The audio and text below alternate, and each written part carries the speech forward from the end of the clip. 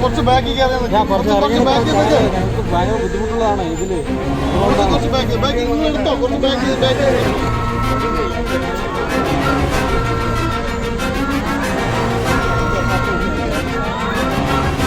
ஆடைக்குள் இருந்து எடுக்க வந்த 70 லட்சம் ரொக்கம், 18 லட்சம் ரூபாய் மதிப்பிலான தங்கம், 3 பேரிடம் நடக்கும் விசாரணை.